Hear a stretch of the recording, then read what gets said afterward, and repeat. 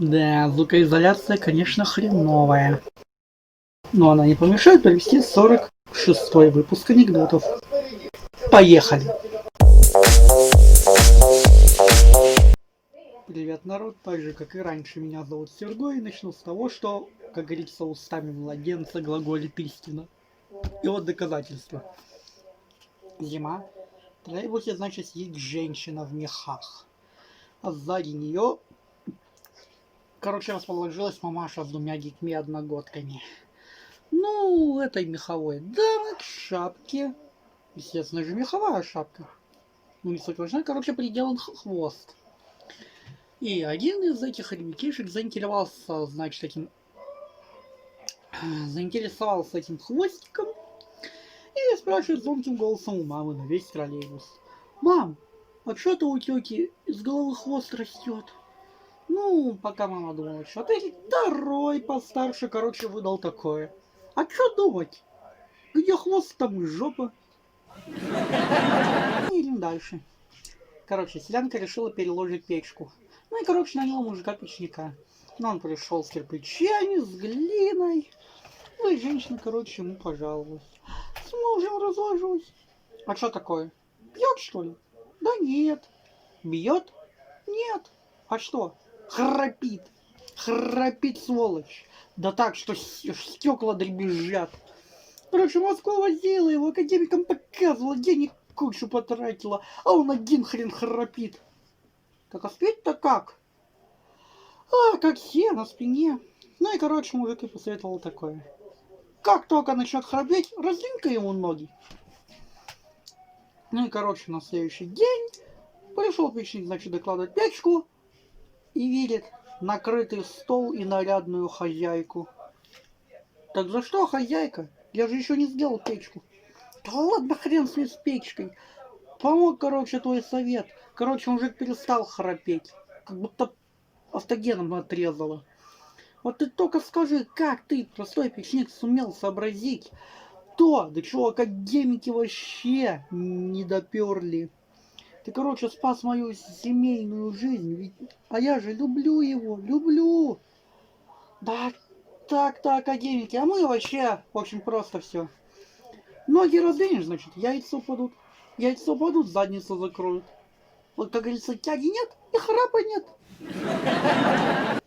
Стандартная ситуация. На светофоре стоит Мерс. И у него, въезжает запорожец. Весь в гербах Советского Союза. Как обычно, из Мерса вылазят качки, выбритые, под ноль. Вытаскивают деда из запорожца и говорят. Ты, дед, смотрю, вообще оборзел. Представляешь, хоть на какие бабки ты попал? Да не, ребят, это вы попали. Скинулись по стольнику и разбежались бегом. Слышь, ты на кого наезжаешь? Ты знаешь, под кем мы ходим? Ща мы только шефу позвоним, тебе хана. Достаю телефон. Алло, шеф, прикинь, какой-то дед отморозок на своем красном запорожце въехал. И наезжает на нас за то, что он в нас врезался. Так, подожди. А запорожец с гербами? Да, шеф. Дайте то, что он требует, и уезжайте оттуда. Ну, эти типы, в непонятках, достают деньги и отдают деду. Дед обиженно такой. Не, ребят, вы меня обидели, с вас еще покосарю. Ну, качки опять шефу. Злый шеф, он уже покосарю с нас требует. Отдайте, я вам сказал, и уезжайте. Они опять со своих кошельков достают по $900 и отдают деду.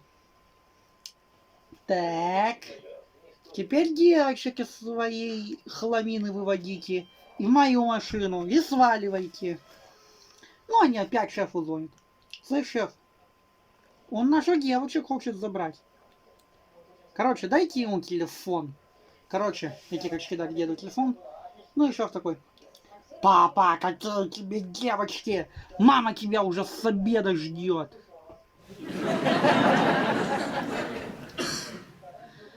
Ладно, анекдоты подождут. А я жду батона.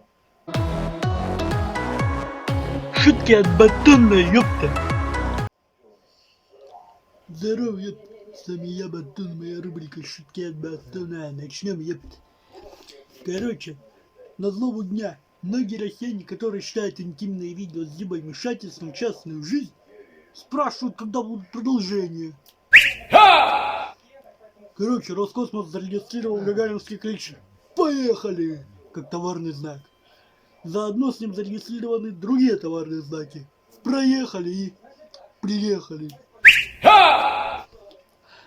Короче, Михалыч сел в такси, хлопнул дверью и сказал водителю «Поехали!».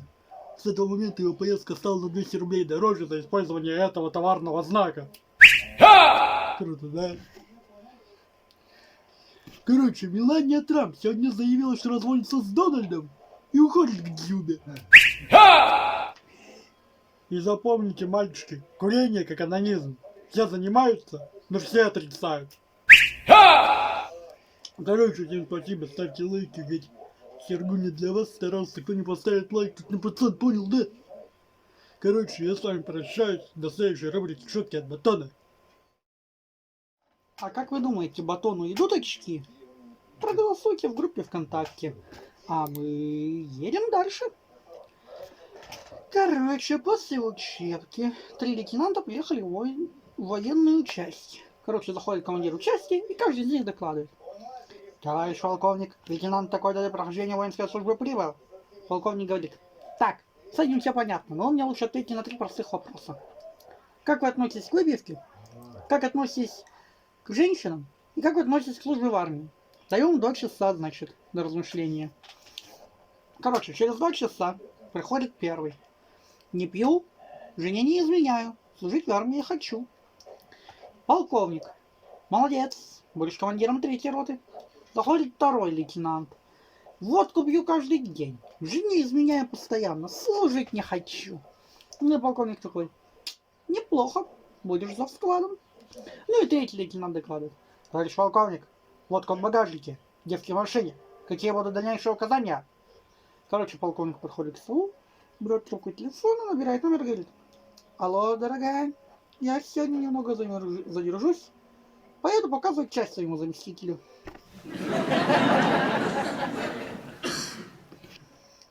Короче, такая стандартная ситуация. Вовочке надоел урок русского языка. Он понял урок и спрашивает: Марья Ивановна, а пишется вместе или раздельно? За что его удалили из класса до конца учебного года? На чем он, конечно, обрадовался. Но Марья Ивановна ушла в декрет, и язык вести начал старый, умудренный опытом препод Абрам Исаакович. Он позвонил родителям Вовочки и сказал, что тот опять может ходить на уроки. Короче, Вовочку это не устроило. Ну и на первом же занятии спросил: Абрам Исаакович, а пишется вместе или раздельно? Это когда как, короче, ответил старый учитель.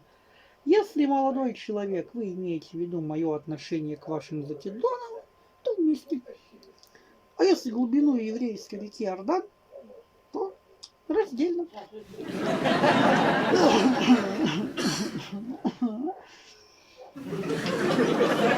Короче, разговор 2 приятелей.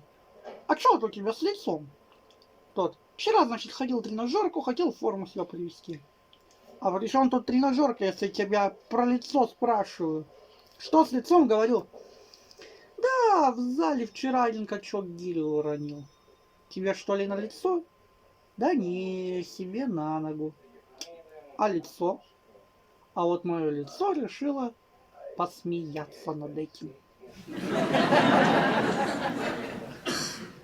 Фух, друзья, спасибо большое за просмотр.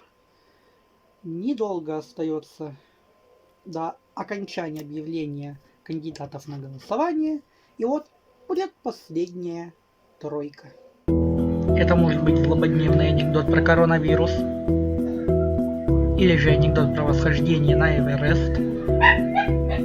А может, вам понравился вопрос на игру «Что, где, когда»? Голосуйте по ссылке в описании. У меня больше нет мыслей. Все, промолчу. Ставьте лайки, подписывайтесь на канал, жмите на колокольчик, и тогда вы будете первыми, кто увидит мои новые выпуски.